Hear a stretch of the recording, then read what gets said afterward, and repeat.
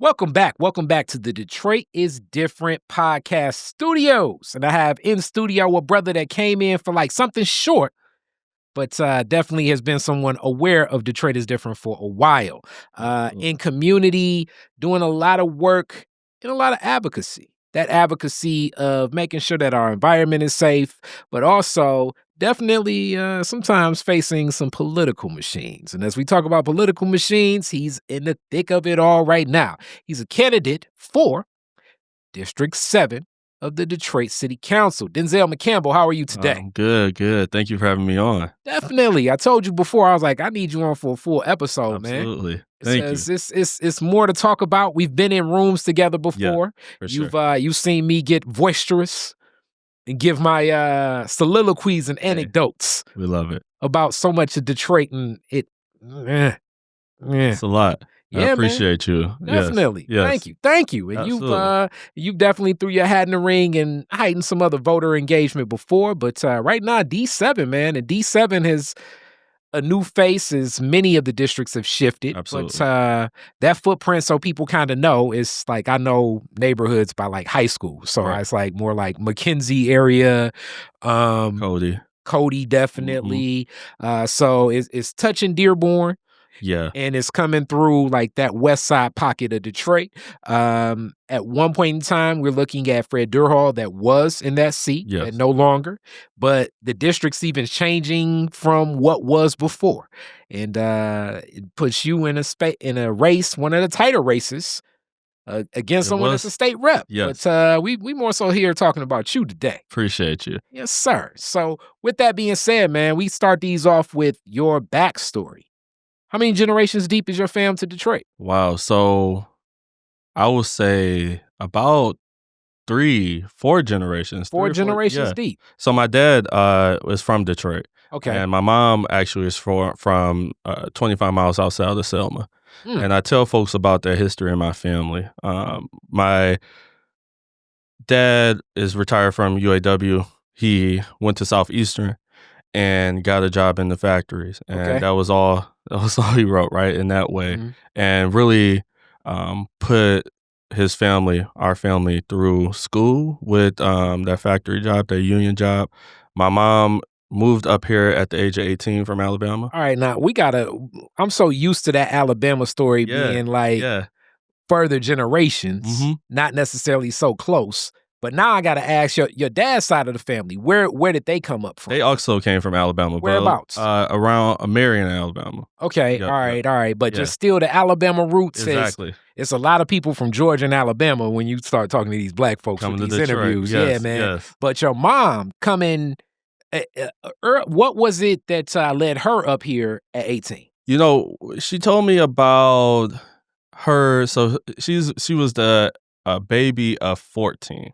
Okay. So that is old school and Southern. So one of my aunts was already up here in Detroit. Mm-hmm. Another aunt was in New York City. So she had went to New York City and lived with one of my aunts and then came here. Okay, so she went to New York first. Yes. So it was like, okay, I like this auntie a little bit more. It's a bigger city. Let's go to New York. So you could be in Brooklyn right now. Could be in Brooklyn. Okay. So here in Detroit. So she went there, was like, this ain't clicking, and then she decided to come to Detroit. Decided to come to Detroit and met my dad, and they were together, lived on the east side, on Alta Road, actually. Okay, you mentioned the Juggaleers, Southeastern, SC here. Mm-hmm. So East Side for show. Yes. At that point in time when they started. And did she have like a lot of other family here? Were like other aunts and aunties? It was just her and my aunt for the most part. We have cousins here. The McCampbells are in the area like 7 Mile and 75 area. So they had cousins here, but it was mostly my mom and my aunt. Okay. Yeah. All right, so now I guess as we're framing so much of this, and they're starting off east, she meets your dad. Yes. And then he gets that Detroit gang. I'm being serious though. It's like he come with that charm. Mm-hmm. It's like, you need somebody to make sure you good in this city. Right. They get together and then they move over to the 7 Mile and Ryan area. They're Persian, right? Okay. And that's where I grew up. I'm born and raised in that area. All right, Persian area. We definitely support all that Doughboy love. Yeah, We've for sure. had so many talks. Shout out to Sydney James and what she just did with Blackout Absolutely. Walls. Yes. And talking that Conant Gardens area and all of those communities. What was it like for you growing up in that neighborhood? You know, it was one of those neighborhoods that you felt secure in and that you felt community in. And that's something that I really talk to, and you can that's neighborhoods across the city of Detroit, right? That at once you have folks that all the elders on the block knew my name, all the families on the block knew my name, knew my family. We would go down the street. My mom was close friends with the neighbors across the street, right? All the kids knew each other, and it was that sense of community, right? And I tell folks about my upbringing on the East Side and my parents, and that sense of community is what led me to get into the public space organizing, right? Because with her growing up in Alabama and 25 miles outside of Selma during the Jim Crow era, she told me about her memories about seeing the dogs, the hoses, Black folks, of course, being beat and killed for simply wanting to vote, right? And so when I was growing up, she would actually wait. Her and my dad would wait after they got off of work, wait for me to get out of school, and take me to go vote with them. Wow. And what was the first election? Because this happened with me at a young age, and I can share that. And I also got to say, you got to be an eyes on the prize kid too, probably. But what was the first election you remember going to? Wow, the first, I think it had to be.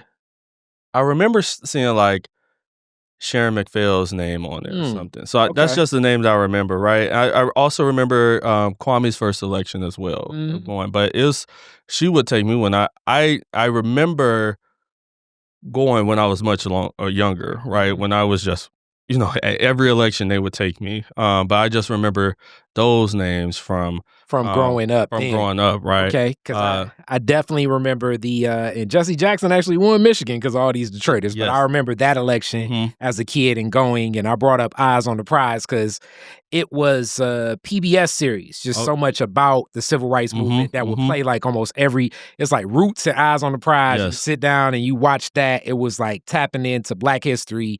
Sadly, so much of what's happening from like a public sector is not as available, but this is even more so why spaces like I'll Keep a Line Village, the Detroit Black Community Food Sovereignty Network, and a lot of the other keepers of history, source booksellers, it's even more important to introduce so much of that Black history. You're right, because even as you bring that up, as you bring Eyes on the Prize, you don't know if you remember, and it's so interesting that ABC is in the news right now, but I don't know if you remember on the Sundays during Black History Month, of course it was Black History Month, but they would play like the Rosa Parks story and all of that, right? And I remember that movie too, because I remember sitting there watching it and tears were in my eyes, right? And because of not only me being this young Black kid and seeing this happen to folks who look like me, right? But also seeing like, at that point, I'm like, oh, my mom was in the middle of that. Wow.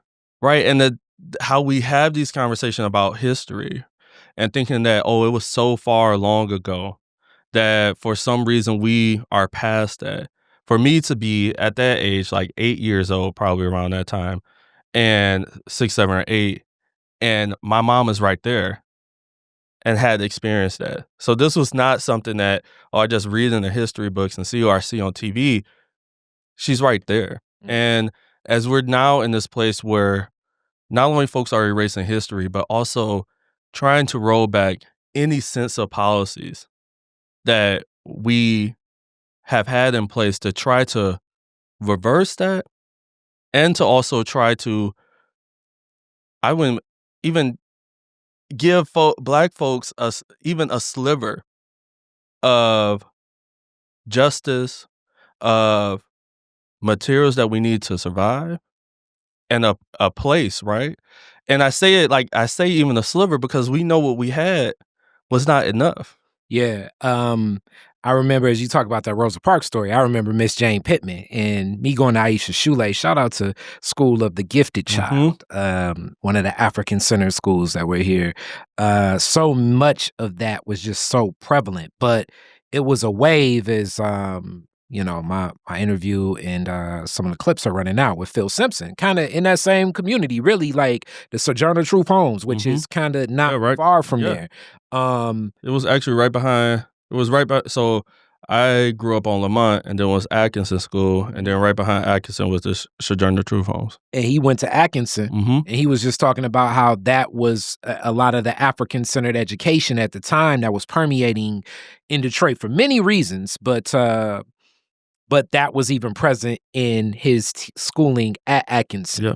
As at one point in time, so much of tapping into that heritage was very prevalent in the educational system, even of children at a young age. It's like, yes, Black History Month in the 90s, Detroit, and you were in school, it was a thing. And now it's this one has been commercialized, right?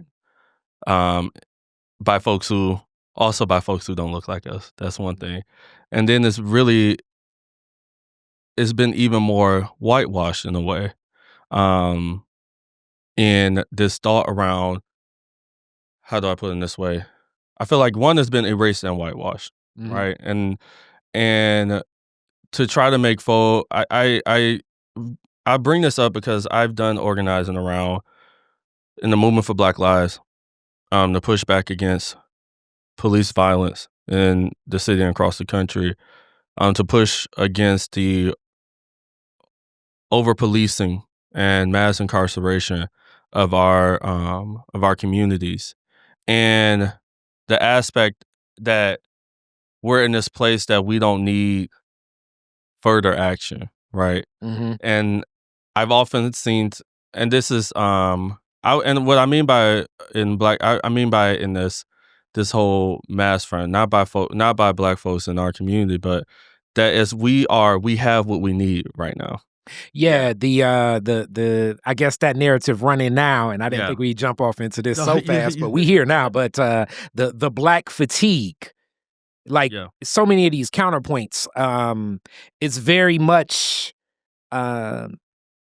in these interviews, as people say, you talk more than the person being interviewed. But sometimes it's like we unlocking different things, but you can tell that this is like think tank theory and ways to push narratives and arguments. I'm not one to necessarily believe in everything is so premeditated and like it's a group of people that are adversarial to our community, that like all these plans are like so planned out. I don't think that happens, but I do think there are like many plans, and based on what happens, it's like, okay, we can run this. So like, I love the sports analogies. Like if it's, if it's third down and, you got sacked and now it's 22 yards, okay, now we can look at all of the plays in the playbook where you can try to get 30 yards. You're not considering that if you are like 2 yards away. So it's certain things that are happening about like arguments of Black fatigue. Can you take this away? Even the whole concept of like, critical race theory, and that being something from really more so something that is from a law school doctrine.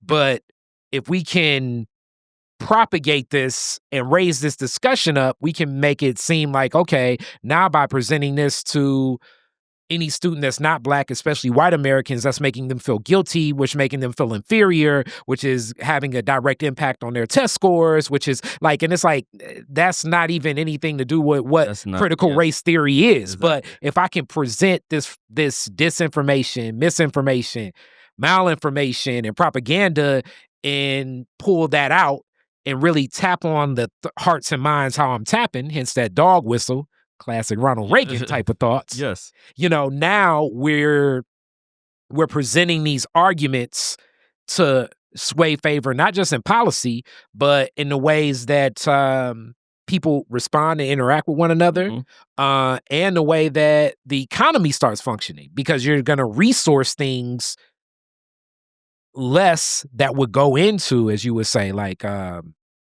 Black history programs and that information, and having that accessible under the guise of like, okay, now you're deconstructing the value systems of these other students.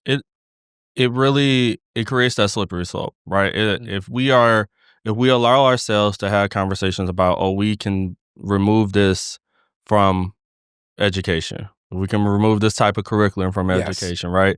If we say that, oh, like you said, if any student learning about Black history is critical race theory, then if I come to you and say, oh, anything under that we need to get rid of because, hey, remember critical race theory? Like you said, the dog whistles there. So, oh yeah, we're going to remove that out of curriculum. Then it gets to, well, my kids should be just going to school to learn these things. Mm-hmm.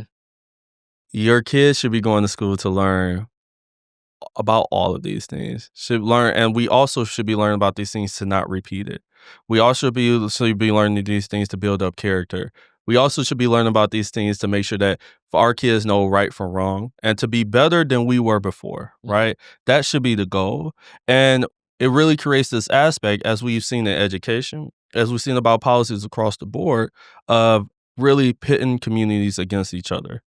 And then when we find that out, when that happens, and I just had this conversation about, in District 7, District 7 has, it is majority Black, but it has a significant Arab American population. Very much so. A significant Latino population. Very much so. And a significant white population. Very much so. Right? And, as I'm door knocking, like it'd be a street that you have all types of folks on the street. And then the things that I'll hear, I may hear things that you can tell that communities are being pitted against each other.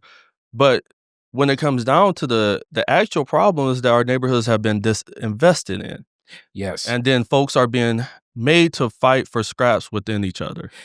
And also just from that environmental lens, so people kind of get an understanding of cities and spaces and zoning. District 7, the relationship to industry and residents, it's very locked in. Like, yes. Like your backyard could be like chemical manufacturing right there. Yes. Like it's not. It's almost like it feels like sometimes like just driving through D7 at certain spots and places, you would think like some of this, it's like, man, this don't even feel like Detroit. This feels like something along like the Eastern Shore or something. But that is D7. And then at certain times of the day, just the truck traffic alone changes the whole scope of like getting to where you need to go. We often hear, and I keep bringing up on the doors because that's been what I've been doing. We have knocked, if not nearly 20,000 doors so far in this campaign. And how I look at public service is that, yes, I, as Denzell McCampbell, the candidate, may have ideas in my platform, but that has to be involved with what I'm hearing from residents on the ground. And quite often I hear from folks, whether it's off of Joy Road, whether it's off of Plymouth, whether it's off of Greenfield, or even, no matter what major road, Warren, right? You hear folks that we want more activity in our neighborhoods. We want to be able to walk to things such as going to get fresh food, affordable fresh food, going to health clinics. I want to be able to have my healthcare in the neighborhoods, a pharmacy, a coffee shop, or just somewhere to build community with. But instead, I have a car lot on the main thoroughway, or that used to be an old factory. It might be contaminated land. So when we think about what the role of a city government is in that, is to make sure that, one, our planning and zoning actually matches that. And I know there's been some work in like right-fitting the zoning in District 7, but there's still more to do to say, instead of this being a zone industrial place that also, like you said, right behind it is a home or a neighborhood that you have families in, how do we change that zoning to be, one, more affordable housing? It could be multi-unit housing. It could be mixed use that has multi-units on top and then retail on the bottom. Could be a community center that we have all these vacant buildings. We have vacant school buildings there. How do we change that into affordable housing as well? Or a senior center? That's the view that I want to bring to City Council, together, of course, with the Board of Zoning and all the City Planning Commission, to make sure that we're actually making sure that our planning and zoning fits what residents need in District 7. And it's just one of those districts that, me being a West Sider not far from there, just even driving up Fullerton, because like Fullerton becomes more of a thoroughfare in D7. Yes. It's like it's a block over this way, you know what I'm saying? Like where people live. It just like the feel of it, you know what I'm saying? And I mean, just the memories of shout out to Chuck's Millionaire Club back in the day. A young guy in there. But yeah, so like that community is it all of, Detroit is different, but it's definitely certain things that are just very unique to D7 that aren't like a lot of the other districts because of that relationship. And then even how close it is to Dearborn and Southwest Detroit, it's like it feels different. And you want to know on that note, I always get asked by folks, how will I deal with the competing interests around having jobs in District 7 and the interests of community? And I get frustrated when I get that question, because I think the reason why we are where we are right now, of neighborhoods being overpolluted and divested in, is because we look at that as competing interests. When I say that we need more things for people to do, that also means that we need more things to have good paying jobs in our neighborhoods. That also employs people in those communities. When I talk about more education and college readiness and skilled trades programs, that means that we are increasing the skills that folks have in communities, so that whether they want to be entrepreneurs or want to go work somewhere or want to go to college, that we have more of that in District 7. When I talk about equitable development, and there's this aspect that folks who are pushing for equitable development don't want new things in our neighborhoods. No, we absolutely do, but we also want to benefit from that and not have folks outside of our city or outside of our neighborhoods getting all the benefits from it. And so I just wanted to bring that up, as folks will say, as we're talking about, zoning and changing the way things look and are, is that it's not, we just want to make sure that folks are healthy and they have good paying jobs and they have their needs addressed. And that's how we're going to get thriving neighborhoods across the city of Detroit, not just in District 7. All right, so now I'm about to put a pin in that, and we're going to pick up on that. Okay. But now we're going to go just Detroit is different flow. Where you go for middle and high school? All right, so I did not go to Detroit Public Schools for middle and high school. I actually went to Cotton Creek Academy, was a charter, and then I went to Madison High School in Madison Heights. Okay. All right, now you got to definitely tell me, what was going to Madison Heights School? What was that like? How did that feel? Break that down. Yeah, so I went there, because it's all the decisions with my parents and such. But what I would say is that Madison High School was an interesting place because it was, of course, a school of choice, and it was open, and it was a lot of folks from Detroit going to Madison High Schools, and I will say it was.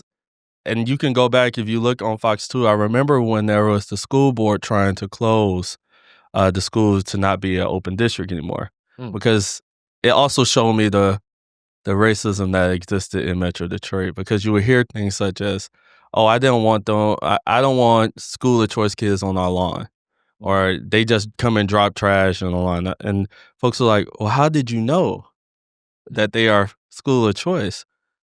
Of course you were guessing that, because they were black, they were dropping stuff, when Madison Heights has black people that live in it, right? But that wasn't the point. You were being racist in that. But also, as I heard, as folks who often say that, racism trumps all, if you didn't have school of choice in Madison school districts, your district would close. You would not have enough enrollment. So growing up in that district in high school, I saw all of those things that I had a good experience with my teachers and my college as students, right? My friends as students, but I also saw the dynamic there and like some folks that were in community there. Okay, Yeah. and Madison Heights, if I'm getting this correct, that's out east, like kind of like near Troy, correct? It was 11 and John R. 11 Mile and John R. Yep. That's what I was thinking. Mhm, Okay. mhm. All right. So like Concordia is out that way too, but I think that's in Warren. But that district, so not so far from where your house is, Yeah. but still in that space. Um and you said there was still other Black students from Detroit coming out there, so you Yes. didn't feel so isolated. But what was the pace? Did it just pick up with like, okay, this seems like natural flow, or did you feel like you were missing out on something from like your friends that went to DPS? I think I always felt like, yeah, I was missing out on something Mm. with the folks that went to DPS. I looking back, you can't change what has happened, Yeah. but as I think for me it was the pride that folks have for DPS schools, Mhm. right? That is something that you can't find anywhere else. Yeah, and Persian is yeah, right. Persian is definitely one of those schools. The Exactly. Doughboys love the Doughboys. Yeah, so I that is something that I really admire for sure, and that's something that as I tell folks, because I don't shy away from not going to DPS schools. That's part of who I am. That's part of my history. But also what I tell folks is that I went to Michigan State, graduated from Michigan State, then came right back to the city of Detroit, and have always fought for, especially where I can, around adequate and equitable public education funding. Okay, and that brings me to the next topic. Yes. You went right into state. Why Yes. did you choose state, and what was the thought process in going to state? I had always, I would tell you, I was going to go to Central Michigan University Mm. because I wanted to get into broadcasting, actually. Mm. That was What form of broadcast? I wanted to do sports broadcasting. Okay, Yes, okay. yes. So I had went up to Central Michigan, and I was also there for a drum major. I was a drum major, so they had like a camp there for band. So I went to band camp twice that season. But then I visited Michigan State, and I had friends who were also going there, but also they gave me more financial aid money. There you go. So back to money in schooling connects. Yes. And then also as a they have like Walmart Wolverines. I'm a Walmart Spartan. I've always liked the Spartans. Really because I didn't like the way that the NCAA and I feel like the University of Michigan dealt with Fab Five, and then like right soon after you get the Flintstones and Mateen Cleave. So it's like this will be the team, and then it's just like like drew the lines, and I'm over here in the green, but I followed them. What era are we talking? Or were you still thinking sports broadcast? Because Michigan State's had some good teams, and then it's been kind of rough at times. Yeah, no. What era were you there at State? To be a Spartan fan is something. So I graduated high school in 2009. Okay. And so I got on campus right as the Mark D'Antonio era started. So you saw some good days on the football field. Yeah, and with basketball, it's gonna be up and down, but you in the mix. Yeah, well, I was there. I think that was a Final Four run. Yeah, so it was a good time with sports. But so I went to Michigan State. I changed my major 5 times. Okay, but you started in sports, possibly. I started in like management, like pre-law management, because by the time I started school, I was like, oh, maybe I want to go to law school. Okay. So switch over to that.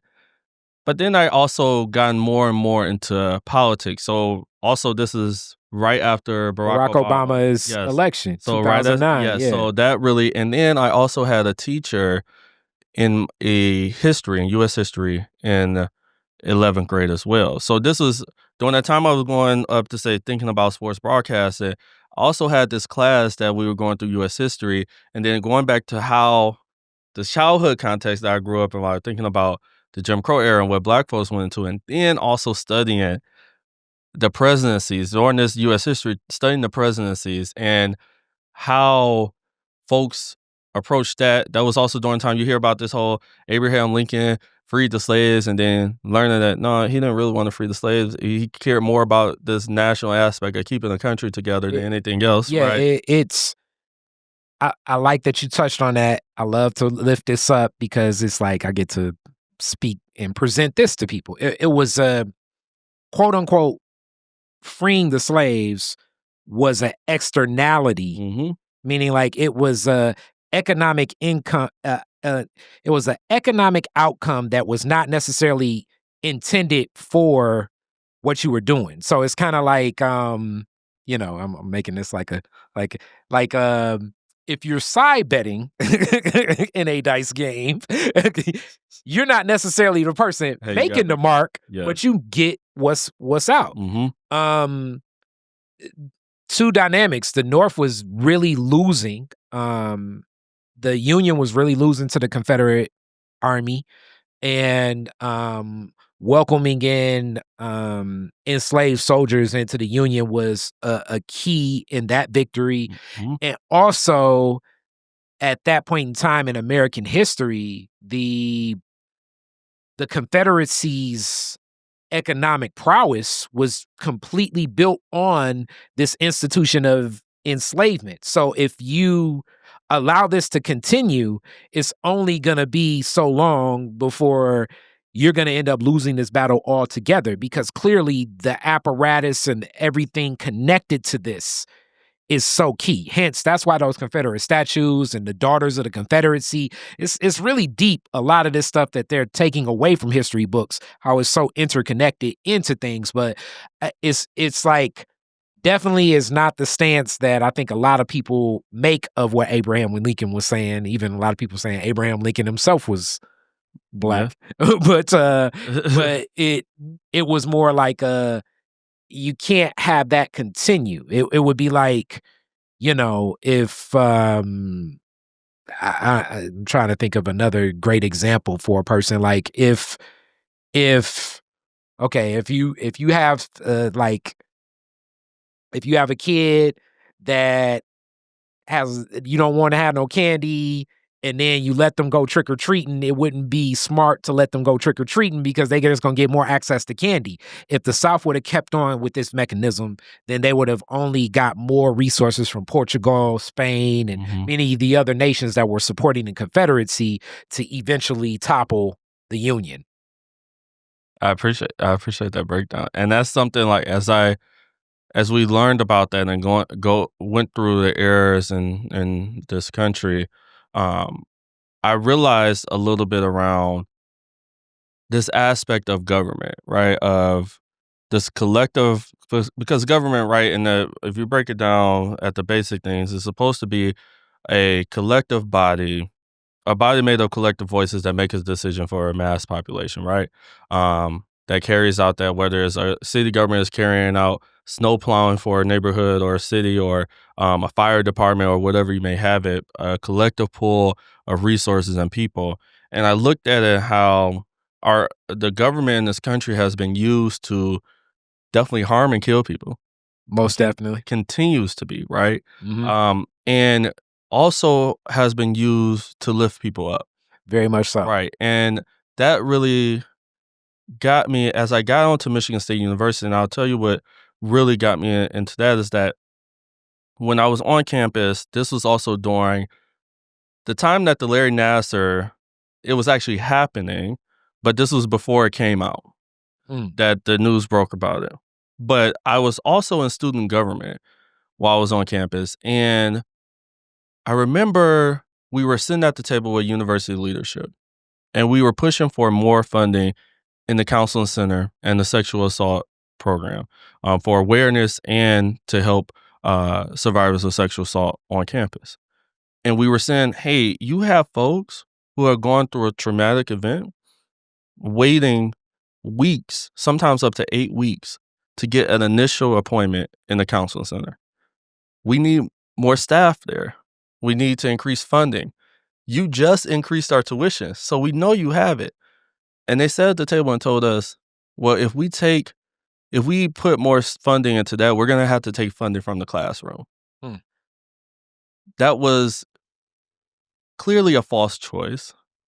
You had money to do so. You're pouring money into athletics, and your goal here as Michigan State University, right? As a form of, you're the governing body. These are folks, the governing body of this university. you are supposed to protect the well-being of students on this campus. You have students coming to you that saying that there's a need, and you're failing to protect them. And that showed me the power dynamic that existed on campus and the power dynamic that we see throughout in governing bodies and government, that folks have the choice between choosing to help protect folks and lift them up, or the choice in not doing so. And that really has got me, we see that so often in so many elements, right? It is a choice. Poverty is a choice to allow that to go on in the city or across the country.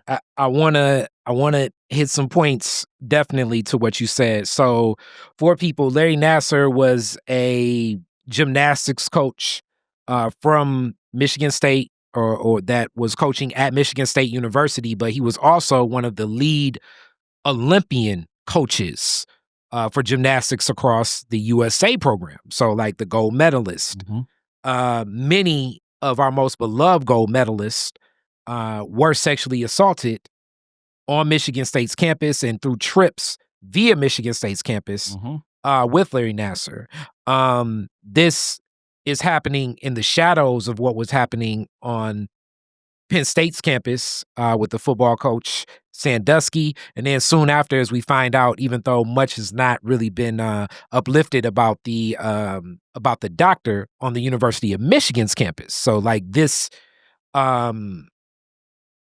adults taking full abuse of power Absolutely. of students and sexually assaulting them is not a Michigan State thing. It's No. not a Penn State thing. It's not even just a Michigan, U of M, MSU, and Penn State thing. This is something that's very rampant and allowed. And as you say, like people that are in these determining bodies. And more so, I think Larry Nassar is a classic example where, like, after it's exposed, it's more about who's at fault for, you know, coming up with the legal liability connected to this, than resolving the harms itself ever coming to light. And I brought up, and you're absolutely right, and I brought up that this was on the backdrop of what was going on with Larry Nassar, because once the news broke, once it came to light, the response that you saw from Michigan State, people were very upset at the response that you saw from who was then the president of Michigan State. Yes, that changed during that time. Exactly. And people were surprised in the way that they reacted. And when I saw that, I said, I'm not surprised at all. This makes sense. Because they just, when we were at the table telling them that you had an issue with protecting students, they denied it and didn't do anything to change it. And that is where you always look back into how you get to a place that you are during the time. And it was those moments of seeing that happen. I also mentioned, as I was in student government, we had an autonomous student government. So we, not to get into the weeds of it, but the university, in a way to have more control over their student government, froze our funds so that we couldn't do anything with the student population. So trying to lessen our power to outreach. Me going through all of that really broke it down to politics in a way of, like, there are folks that use power to either oppress a people, to suppress a voice, or to harm folks. And we have to change that. And that's what has led me into this life of community organizing, of advocacy, of making sure that folks have access and be able to make their voices heard through voting. That's why I got involved into election protection and voting rights work. Okay, and let's jump you right into that story. So you've already uplifted from state. You come back to Detroit. When you come back to Detroit, what era are we talking Detroit? And like I often ask people, even if you're gone for 4 or 5 years and you're visiting, like East Lansing and Detroit are close and you're visiting, but visiting and living are two totally different realities, you know? So what era are you coming back to Detroit, and what's happening in the city when you get back? So when I graduated from Michigan State, I actually got an internship in Congress on a Hill in Washington, D.C. with the Victory Congressional Internship. So I did that. This was the summer of, I want to make sure I get these dates right. I think this was the summer of 2013. Okay. So this was also the summer of I believe this was the George Zimmerman trial, right? So as we're tracking, so I told you about the dynamics around power, and then in high school, dealing with this aspect around racism in education. And now, as I'm in DC, I'm in this hall of power, and also being a Black person in this country, and with Trayvon Martin being murdered, and then the George Zimmerman trial, and then this I wouldn't say full circle, but it's now this rush, and I think it was for a lot of Black folks in the country of seeing our folks being killed, and then also not finding justice for it. I think just the difference in age, as close as we are, but just me being older than you, like that moment in time for a lot of people, I think in your generation that are graduating, that 2009, 2010, 2011, 12, like it was like right before Trayvon Martin, it was like a moment almost like not necessarily like the Black fatigue, but it was like that was further ago. We got more social media now. We're a little bit more cohesive. It was like a reality check that sparks a movement, and then like Mike Brown, and then you get activism around what becomes, and I separate the two. You have the Black Lives Matter movement, and then you have the Black Lives Matter organization. Yes. And the movement ends up being something, especially way more with Mike Brown in East St. Louis and just the dynamics of that, that really, I think, galvanizes and captures a lot of people such as yourself into like a lot more organizing. It does. And I also credit the folks that I was in the cohort with, right? That in that internship that it wasn't just, we were also dealing with being in Capitol Hill, right? A place that I was in a cohort that was mostly people of color. So we were still in a place that was majority white, right? Colleagues, folks that were, of course, serving, right? And having to process what we were processing that summer, and also thinking about where do we go from here, right? I really credit the cohort in that internship for that. And then coming back to Detroit, I also came back to Detroit in the midst of bankruptcy. Right. So it's all of this is going on, and also being more involved in organizing around police violence, racial justice. I came back and I got involved in politics. More so, and I came back and ran a state rep campaign. Now the current state senator, Stephanie Chang, I ran her first campaign. I then went to do voting rights and election protection organizing. So I want to put this in context with folks. This was during the time where, right now we have early voting. We have no reason absentee voting. So you can get a mail-in vote with no reason. You just sign up. We can pre-register 16 to 17-year-olds. We can do same-day registration. That was on the ballot in 2018. So before that, you had to have a reason to vote absentee. We had a 2-week deadline for registration. 16 to 17-year-olds can register to vote. A lot of college campuses didn't have voting booths on campus. So think about how the voting power there is impacted, right? If I have to have a reason to vote absentee, it may not get to me, or it's my first time voting. We also have rules that it was my first time voting, you had to vote in person. So if I'm a student, I can't go home and vote, and there's no voting booth on campus that I can get to, I have been disenfranchised, right? I can't vote. So that was a lot of the organizing I did around that. I was a part of the early group that formed and resulted in the ballot initiatives that we saw with Promote the Vote and redistricting and and also just expanded access to the ballot box. Definitely right? the People's Bill of Rights was in that mix. Yeah. It was a moment in time that it was more grassroots organizing Yes.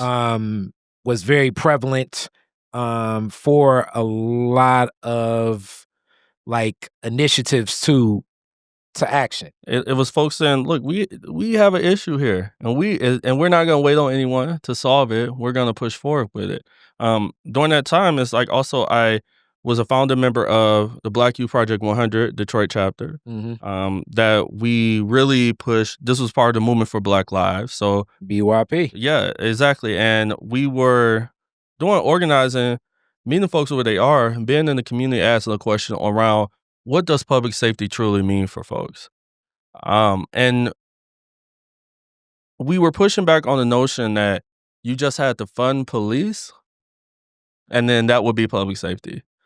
We were talking to people about what public safety actually means, that folks have what they need in terms of housing, that folks have what they need in terms of healthcare, both physical and mental, that folks have what they need in terms of transportation, being able to get around, in terms of job, a quality of life.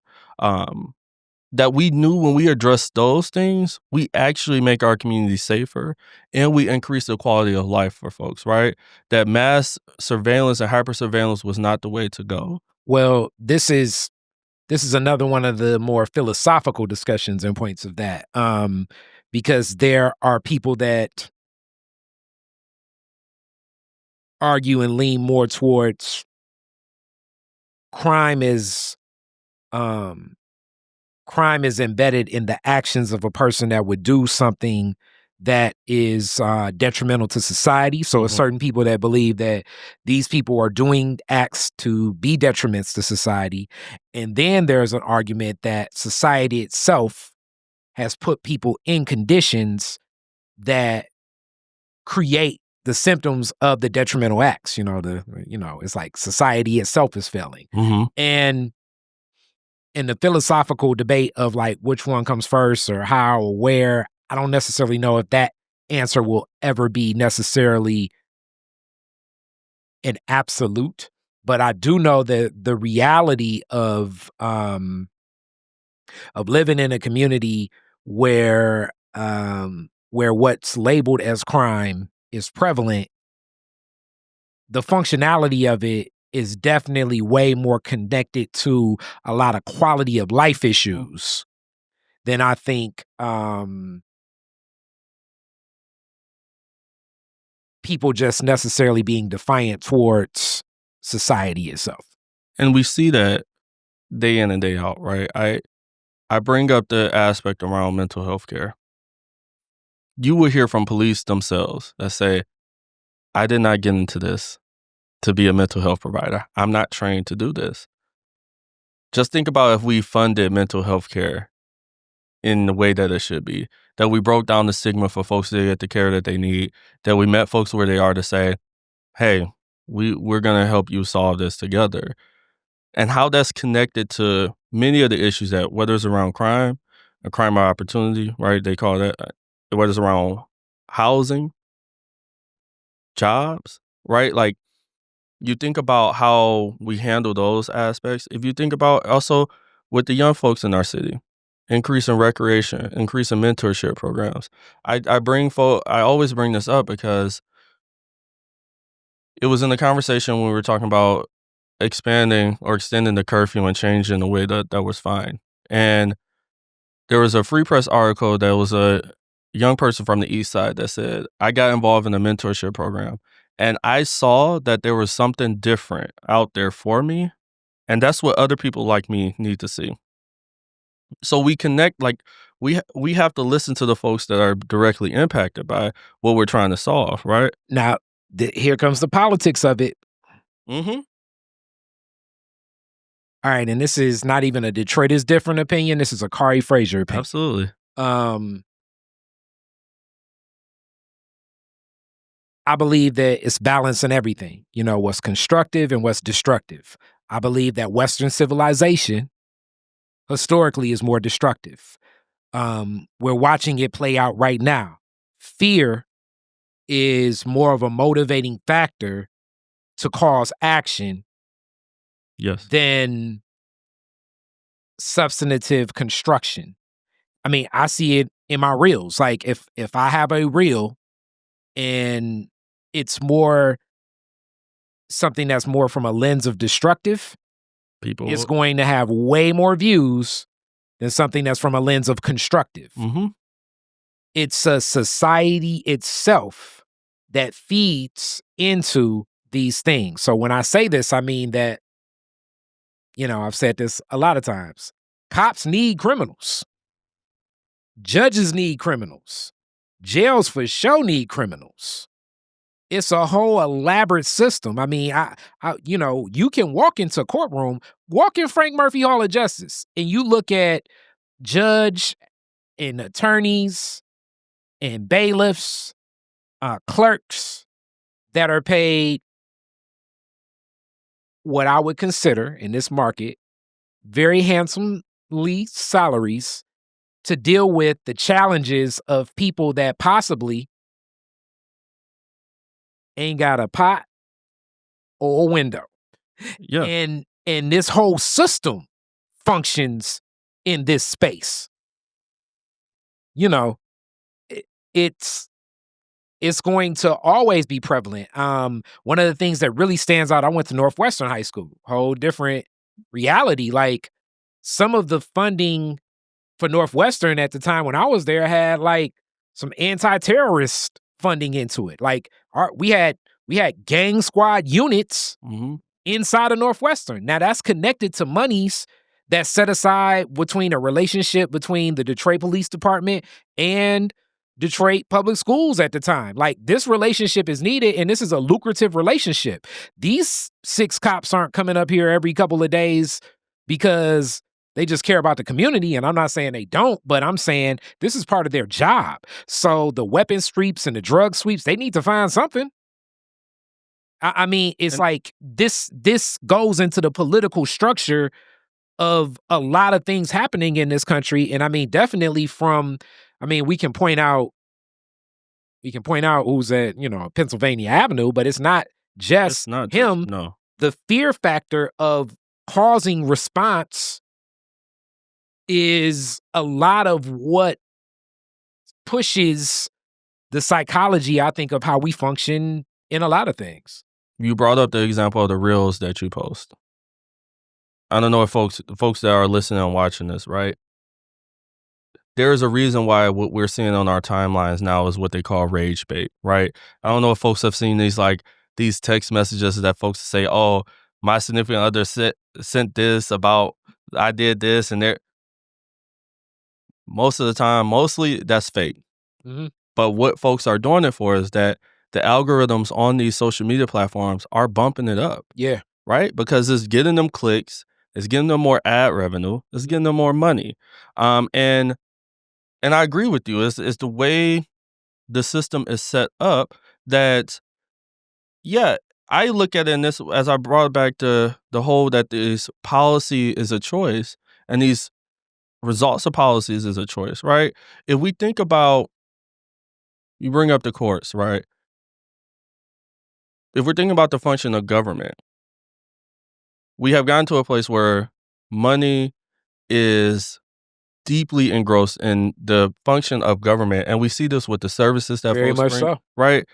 When we think about services, people, like, for example, public transportation, people say, "Oh, well, public transportation loses money. It doesn't make a profit." Public transportation is not supposed to make a profit.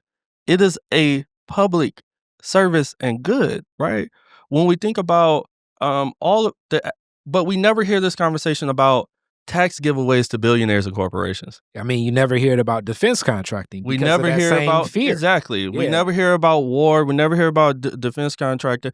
Like, the majority of our tax dollars is going to making bombs and killing folks. Mm-hmm. What type of society is that?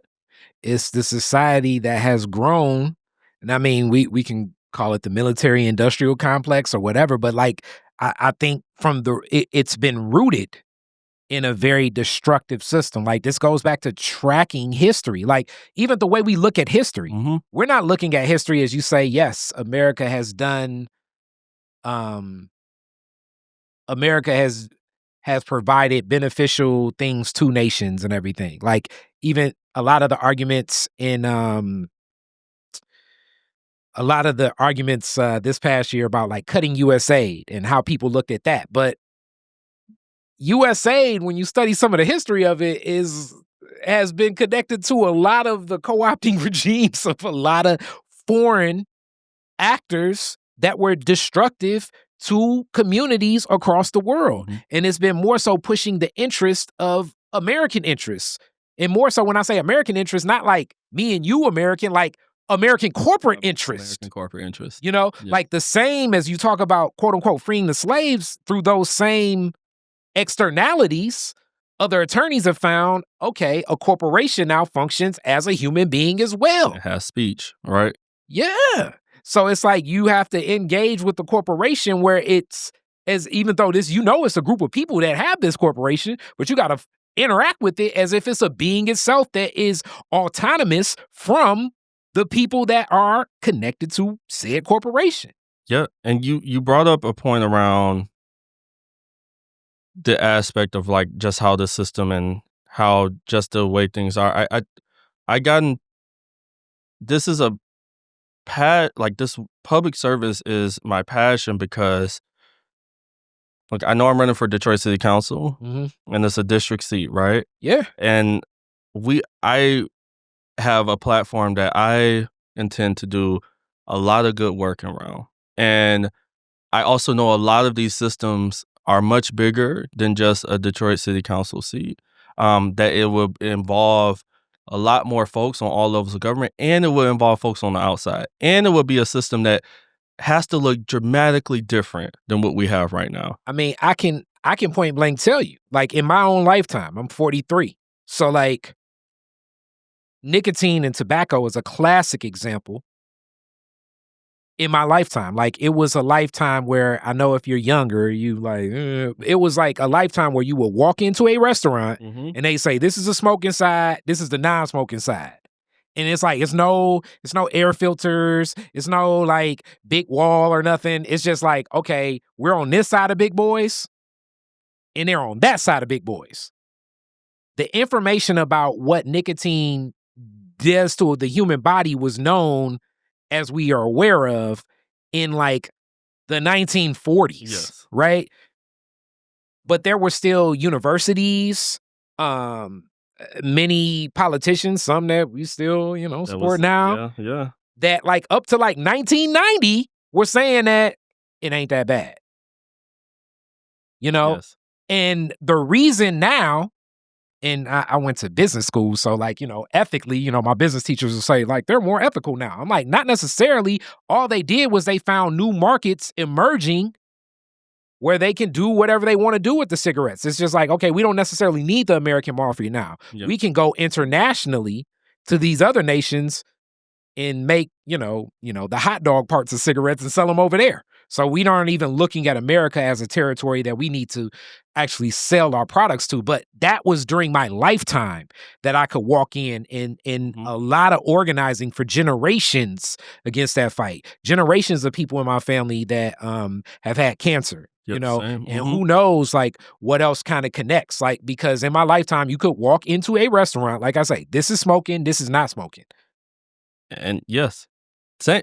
And I remember during my lifetime, right? I remember as a kid that was the thing. And to your point is that a lot of that changed, one, because they realized, like you said, their bottom line would be impacted here in the United States. So where do we find money elsewhere? The public opinion changed around that. So now the governmental entities say we have to do something around that.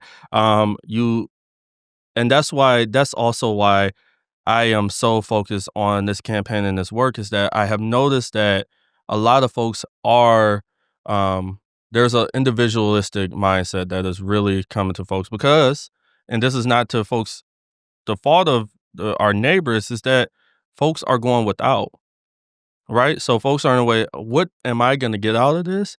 What is it in it for me?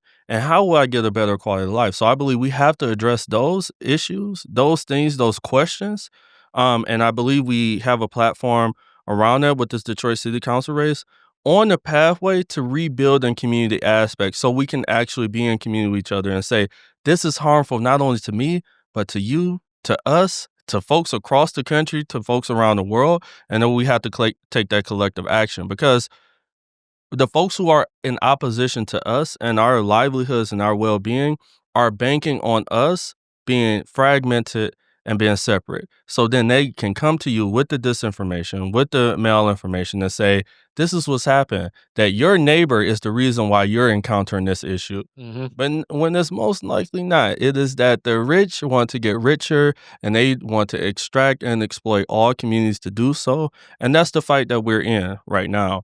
And that's the view and the foundation that I approach public service in is how are we centering the most marginalized folks and creating policies and resources to lift the most marginalized up? Because what we have to realize is that when you center everything around that, you're lifting everybody up because you are solving for the issues that are deeply impacting our communities. But then you run into this. It was so funny. Like during COVID-19, it was many things that happened. It, like for anybody that's into like sociology or anthropology, like I think we're going to get study after study after study just on what human behavior happened around that time. But one key thing that happened around that time was with the unemployment, accessible and other accessible means to get money. A lot of jobs were like, people don't want to work no more. And the reality is, as a person that's had a fast food job in my day, it's like they never necessarily wanted to work there in the first place. So it's like these strenuous conditions, meaning high unemployment, is actually good for a lot of the corporate sector because now I can get a person to feel as though just having the opportunity for work is a scarce resource. Hence, one of the things about capitalism that I'm adamantly against, the whole concept of pushing scarcity. And two, you can heighten the value of this person to be more strenuous because of the scarcity. I'm willing to accept conditions that I never would. Whereas now that I have an option of a heightened quality of life, now parents come in and say, look, I'm going to need some childcare. I don't mind coming in, but we're going to need to have a place for childcare. I don't mind coming in, but we're going to have to share in this. Like now the boss, I mean, you know, and in my era, you know, it's like whatever the boss say, go. Like that evens up during this time in COVID, where it's like people are finding out like, wow, these relationships that you have with the people that are employed by you are not as strong as you thought. And the places that had better relationships with the people they work with were thriving. When you think about, there's a reason why those bosses and corporation continue to attack collective bargaining, right? Because if you are able to say as a workforce, we demand these things, they can't then target you in that way, right? There is a reason, and I want to touch on this aspect that you brought up, scarcity. We see a lot of scarcity mindset from a lot of folks in Detroit. I mean, but that's the fear also being pushed. And by what I mean by what I say elected officials in Detroit, a scarcity mindset. Like, if we don't do this thing, we won't get jobs, right? If we don't do this for this corporation, we won't get the investments. We have to realize the assets that we have in this city. We have land, we have water that is servicing the entire region of Southeast Michigan. And in some ways servicing the world. And servicing the world, right? When people talk about the scarcity of water or the scarcity of fresh water, let's say that also we don't have a lot because corporations have destroyed it, right? They always bring up the Great Lakes. We sit on the Great Lakes. I brought up the land. People, right? We have all these assets, but yet a lot of the decisions that are being made are from a scarcity model. If we don't do this thing, we will go back to this. If we don't give this person what they want, a billionaire or developer this, we will go back to this. No one is saying to completely abandon all, but we can ask for more. We deserve more because they wouldn't be coming to us if they knew we didn't have what they needed. And the other part that I want to touch on is as you brought up there was someone who told me recently as I was reaching out to voters that, as I talk about affordable housing, I talk about transportation, and they said, well, what is in that for me? I'm someone who has worked my entire life, right? And we really have to break out of that mindset as well. When I talk about affordable housing, I'm also talking about the predatory investors that are going after folks who own their homes in our communities and saying that and targeting our seniors to say, oh, I'm going to give you $15,000 for your home because they know our seniors are in need. So they will say, oh, yeah, I'll take that when their homes are worth $80, $90, $100,000. When I'm talking about truly affordable housing, I'm talking about that our city is making sure that we are assessing our properties in the correct way. So we're not pricing people out of their homes and they're losing it through foreclosures, right? When I'm talking about violence prevention and mental health funding, that impacts everyone. Mm-hmm. It does not matter the income bracket, right? When I'm talking about making sure we have a responsive city government and city council office, no matter what amount of money that you make or how much you have worked, you are a resident of this city and you deserve to have trash pickup come on time. You deserve to have sidewalks that are not broken that will cause a safety issue. You deserve to have a public transportation system that gets you around the city, whether or not you have a car or you are able to drive around, because we are also facing high auto insurance rates, right? So we have to get out of the notion of this politics that is us versus our neighbor, because whether or not you have made it, we know that folks are 1 or 2 paychecks away from being in an emergency, because there is there's a deep wealth inequality in this country, that there are still folks at the top that whether you worked your whole life, they still want you to pay for outrageous rates for health care and health insurance, right? That they're still saying that, oh, we want to higher the Social Security age. So the system that you paid into, that because they're borrowing from it. It's not because they're running out of money. They keep borrowing from it to pay for war and bombs and to pay for tax giveaways for billionaires. So that's how I'm approaching this in that way, is that there is enough for all of us. And it is not, as you brought up the unemployment aspect, is that this was a global pandemic. None of us have been through that ever before, right? And instead of approaching it in a way that, how do we make sure we all get out of this, right? Many of us have lost folks in that. Many of us have been impacted in that ourselves. How do we get out of this together and make sure we have the support for folks that we need to get out of this?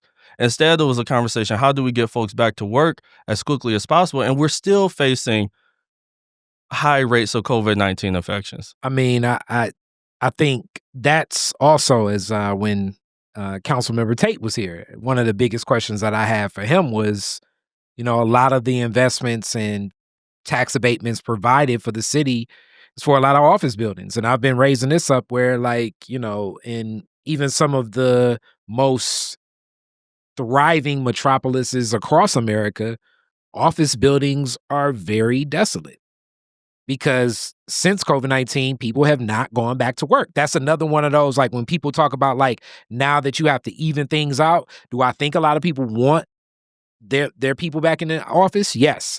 But the thing is, the person that wants you probably back in the office also wants to spend most of the week on the golf course themselves. So now it's the balance where people are like, nah, I really like being at home a little bit more. I like being with my kids. I like being in the garden. I like being with my family more. So let me come in 2 to 3 days. We have a city that's invested a lot into a lot of these office spaces when it's a lot of current office spaces that are still empty. And that's where, and to me, it's like, that looks like government provisions providing assets for corporations more so than people. And that's, as I mentioned earlier on, that question around competing interests around economic development and folks in community. Yep. When we look at it in that way and competing interests, these dynamics come apparent. If instead we are saying this is where folks are, this is the work-life balance that they want to achieve, this is where they want to have some place to work closer to home, right? That they want to have a workplace that provides these things. In my view, we should have a city government and a government on all levels that tries to be a true partner in making that happen. It doesn't have to be competing interests. It can make sure that we have thriving communities for everyone. Everyone, yes, we want to have a nice downtown, but we also want nice neighborhoods. We want to be able to walk to nice places in our neighborhoods as well. And we want to be employed in those places, and we want to live in those places and enjoy it as well. I bring these things up, and I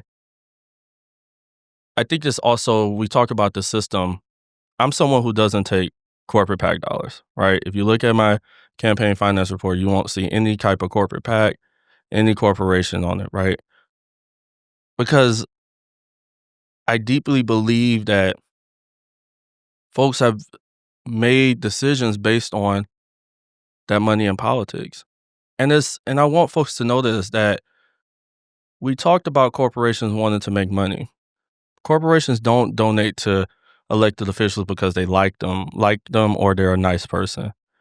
They donate to them because they expect that person will deliver for them on something. And the reason why I reject corporate PAC dollars is that we should be beholden to the people that we are running to represent. If it's a policy that just so happens to line up, then that so be it. But I am beholden to the people that I'm running to represent.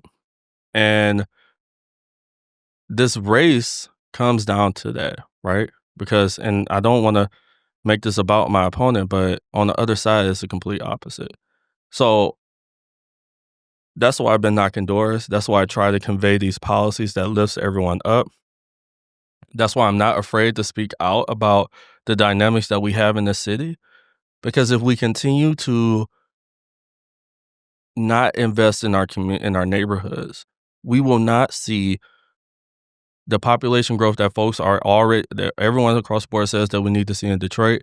And more importantly, the folks that we have here will continue to go without, and they will also leave because it would just be too unaffordable to live in the city of Detroit because their basic needs are not being addressed. I love it. I love it. I love it. I agree on many of those points. But especially like affordable housing, as this is transitioned before my eyes into a predominantly renter-based city. And I've said this on the podcast before, that another reality during COVID-19, those office buildings that are unoccupied, a lot of corporate actors that were in commercial real estate have now entered the residential real estate market. Like, I'm seeing the Berkshire, I'm seeing the Berkshire post outside of houses now, where I used to see Century 21. Berkshire is the holdings company of the guy in Oklahoma. I'm forgetting his name. Buffett. Yep, Yeah. Warren Buffett's holding company. So to think that a holdings company is interested in residential real estate throughout the city of Detroit, it's eye-opening to the shifts of what's happening just to residential real estate.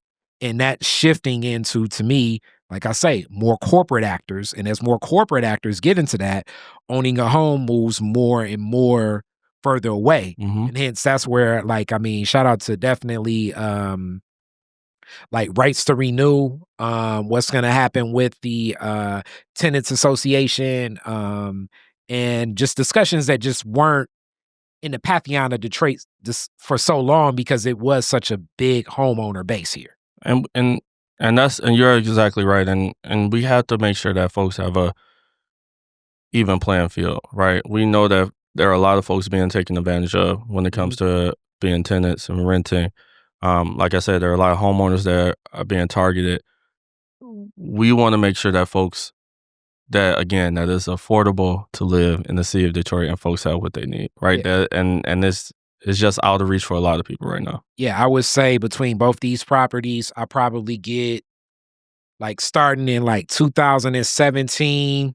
I probably got a postcard like once a year, 2017, 18, 19, 20. Since about 2021, I probably get like 3 postcards a year for like, I think, extremely low rates of like what is on paper of the value of the home. But if you're in a dire situation, I could completely see, and I've witnessed a lot of my fellow neighbors sell their property or lose their property just because of tax foreclosure. Yes. And we have to, again, I keep reminding folks that these conditions and policies are a choice. And we need to make sure that folks are in office that can make sure that we're centering the needs of our folks in the city. And that's our residents, that's small businesses, that is stakeholders in the city that have been here, right, through bankruptcy, through emergency management. Because I truly believe when we're taking care of the issues that they are confronting, that we are confronting, then you create a thriving city that folks will then want to come to. This view of like, how do we bring folks here, I think is putting the cart before the horse, or horse before the cart. I said it backwards. Yeah, I think, the best way to bring folks anywhere is to have cool folks be in the space. Exactly.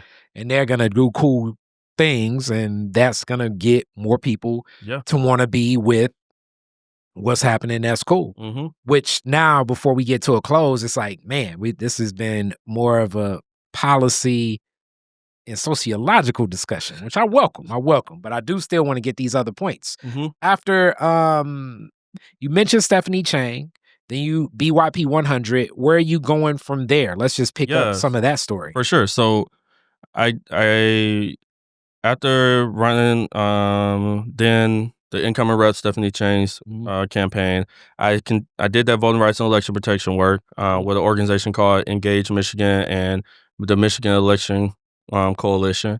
I also did on the ground organizing work with a lot of groups around the city, helping them with communications, but also organizing together, right? And that's how I really got involved in the work around environmental justice, equitable development, really pushing back against really extracting and stripping away from our communities. In 2018, I helped out on Rashida Tlaib's congressional campaign. That was a tough one. It was she won by 900 votes, right? And then when she went to Congress, I became her communication director. So what was that like? What was that experience? It was. I did not have. I joke with her and I tell folks I didn't have gray hair before then. Hilarious. I didn't have gray hair before then, but hilarious. I would tell you all this is that it was an experience of a lifetime, right? Because as I talked about being back in 2013 in the halls of Congress, right? Mm-hmm.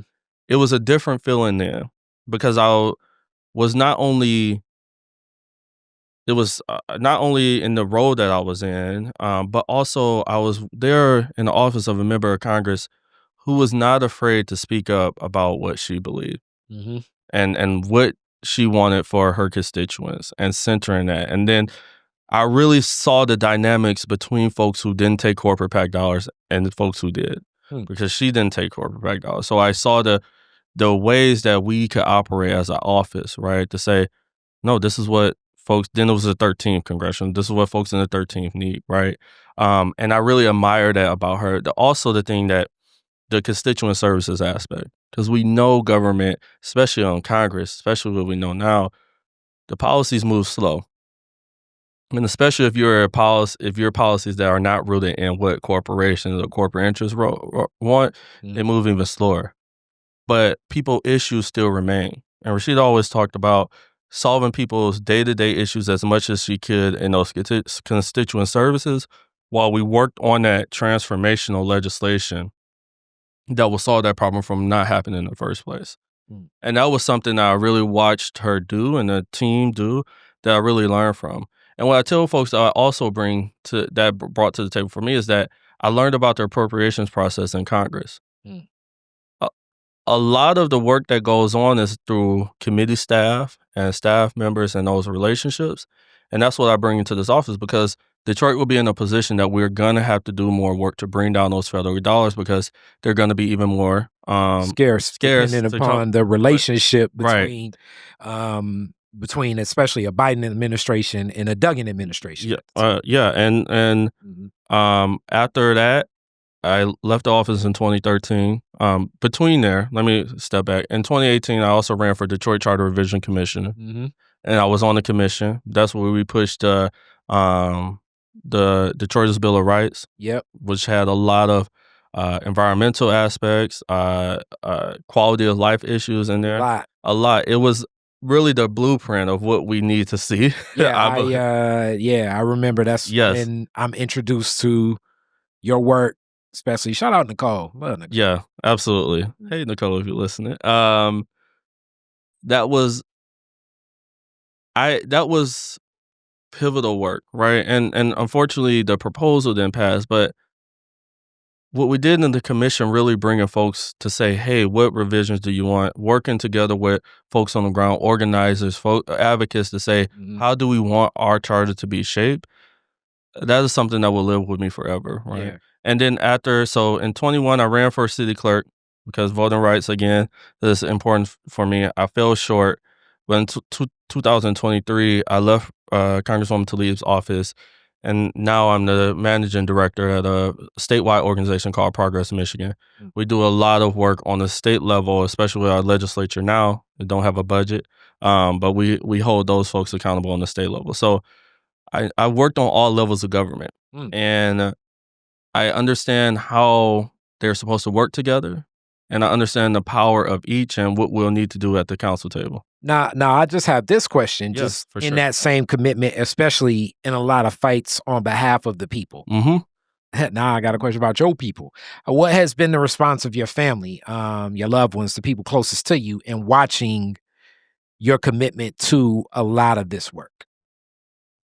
I'll be honest with you. My family has been a strong backbone in this work. Always been. And look, I'll call my dad and he's like, yeah, I heard something about that. I probably know a little bit about that. But at the end of the day, I'm his son and he has my back, right? That's deep. My mom, she passed away in 2020 from what we... Rest in peace. Thank you. And what we expected it to be COVID, right? This was before they were testing for it, right? Again, another policy choice that impacted people's lives. I remember, I always tell a story that when I ran for Charter Revision Commissioner, and it's like the love that your mom has for you, right? It's like, I had to collect signatures. And she had a signature sheet, and she went to the park, and I guess she approached the guy and said, "Oh, you should sign this for my son. He's running for a charter commission." And the guy said, "Oh, I don't know him. I'm not signing that." She's like, "What you mean you're not signing this? This is my son." And like in that way, but like in the passion, I always tell that because for folks who know my mom, they know that she would really get with you if she had an issue with you. But it was really my family just has that love that they're there for me time and time again. And I really wouldn't be able to do this without them because sometimes I tell folks like being a candidate for office really sometimes can feel like the most lonely thing ever, right? And it's very vulnerable, right? Because you're asking folks to support you, but knowing that no matter what, that you have folks in your corner, I'm really thankful for my family and thankful for my village for sure. Yep. Knocking on that door after nobody else came to the door again. You get into that fourth house on the row. You sitting up here like, oh, man. Yes. And then that person like, get off my porch. And it's like, hey, I just got something to say to you. And then you hear, get off my porch 3 more times. And it's like, how do you stay inspired? Yes. The other people walking with you like, hey, man, can we just go over here and get something to eat, man? And it's like, nah, we got to keep going. Oh, boy. Yeah, that door knocking is. Yeah. But it's the best. That's how you pound that pavement. And then, but the best thing, you'll get that. Yeah, you'll get the folks say, "Okay, get off my porch." You're like, "All right, definitely, I'm gonna get off your porch." But then you get the next door, and they're like, "Oh wow, I'm so glad you're here." I mean, it's here, right? It's like door-to-door sales. Yeah. I mean, really. Oh man, this is way back in the day. The door-to-door sales job I had. It's like you would knock on doors starting at 10 o'clock in the morning, almost to like 3 o'clock. So you could establish houses where people were and were they not. And then really from like 3:30 to like 7 is the time you would already kind of have identified when to sell. But you get to know this person on the block. They'll tell you, okay, go over there, go over there, go over there. But it's a commitment thing. And It's a commitment thing. And that's what you got. And that's what folks will get out of me as their city council person, a really committed person that really wants to involve folks and listen to them and really push for solutions at the table. Because our solutions are in our neighborhoods. That's where they are, period. Definitely. All right, so classic Detroit is different questions now. All right. Very first car, year, make, and model, year you got it. Yeah, it was a 1999 Pontiac Grand Prix. Okay, a Grand Prix, I like it. Yeah. What year you get it? I got it, I believe that was like that had to be 2008, 2009. Yeah. Okay. Yeah. It had some years. Was it still clean? It was still clean. Yeah, it had a leather interior, all that. All right. Yeah. Where's the first place you went when you got it? Oh, I probably went to the mall. Okay. Yeah. All right, there we go. You're the DJ at the end of the fireworks. Woodward and Jefferson. You get to play 2 songs. What you playing? Oh, Before I Let Go. Frankie Beverly and Maze. I'm gonna mix in a little bit of the Beyonce version too of that. Okay, but yeah, all right. And then gonna be some old people that what are you doing? But you know, you gotta get them to the. And then the other song would be. I would play "Hello Detroit" by Sammy Davis Jr. Yes, exactly. I love that song. So yeah. Just to wrap out the fireworks, you know. I'm with it. Yeah. All right, and last question: if you could rename Woodward after one Detroiter, who would it be and why? Wow. I would name Woodward between. I would name Woodward after Mayor Coleman Young. Yes, because of just the what it means for Detroit, right? Of what Coleman Young meant for Detroit, what Coleman Young meant for Black political movement in Detroit. Beyond even, you know, the folks that he brought into the fold and when it comes to Black leadership. And for me, it's like that's the movement piece that we have to continue. We have to see now in this time that we really need. I love it. Thank you so much. Thank you so much. Appreciate you. Thanks for having me on. Peace.